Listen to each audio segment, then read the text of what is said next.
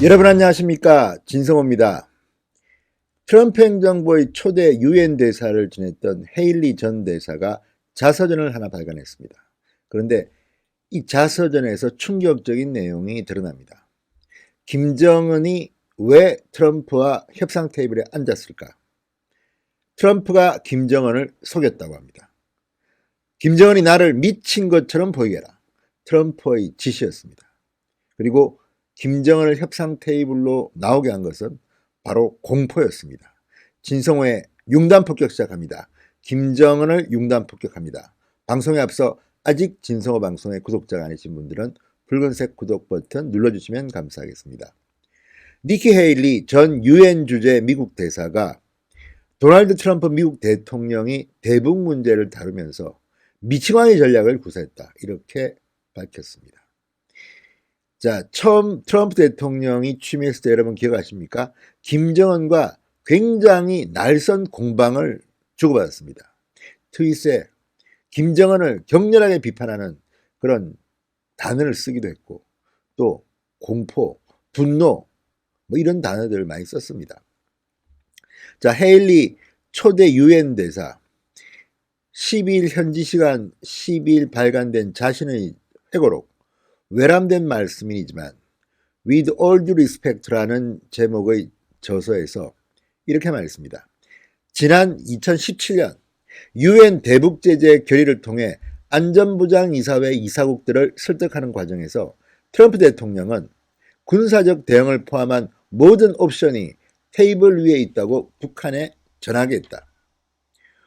자, 북한에 대해서 군사적 대응을 포함한 모든 옵션이 협상 테이블에 있다, 이렇게 알려지게 했다는 겁니다. 그러면서 트럼프 대통령이 헤일리 대사에게 북한이 날 미쳤다고 생각하게 만들라고 지시했다, 이렇게 적었습니다.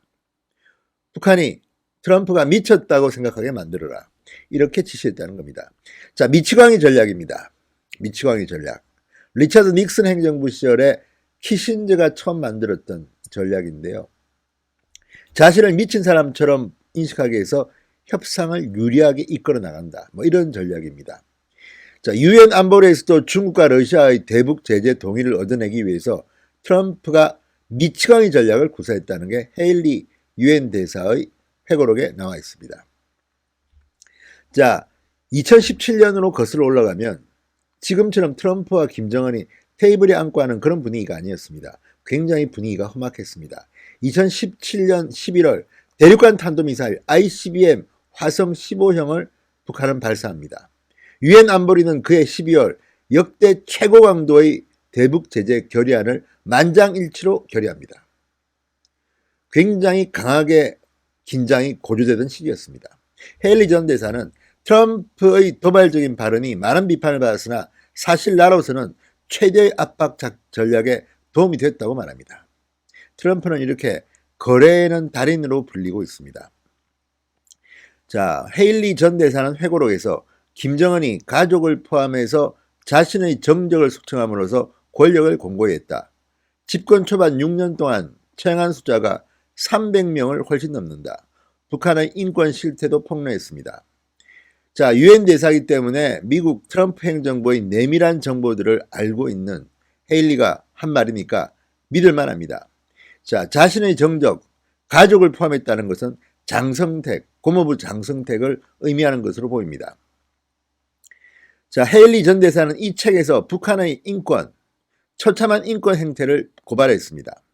북한은 체제 비판을 하거나 금지된 책이나 언론을 볼 경우 강제 수용소로 보내 고문을 하거나 굶어 죽이고 또 죽을 때까지 노동을 시킨다. 수용소에서는 강제 낙태를 시키거나 출산한 아이를 살해하기도 한다, 이렇게 적었습니다. 자, 지금 문재인 정부는 북한의 인권 문제에 대해서는 입을 꽁꽁 다물고 있습니다. 여전히 김정은을 의식한 그런 행보를 보입니다. 심지어 최근에는 북한의 그 어선에 선원 2명을 강제로 북송시켰습니다. 5일 만에 절차도 무시하고, 이런 것들을 보면 지금 김정은에 대해서 우리가 무슨 약점을 잡힌 건 아닌가, 이렇게 걱정이 되는데, 헤일리 전 대사의 이 회고록은 북한은 정말 잔인한 나라임을 알려줍니다. 자, 헤일리 전 대사는 북한에 억류됐다가 2017년 미국에 송환된, 그리고 6일 만에 사망한 오토 원비어 사건에 대해서도 트럼프 행정부가 들어서면서 원비어의 귀환을 강하게 요구해 성사됐지만 결국 사망했다고 안타까움을 드러냈습니다.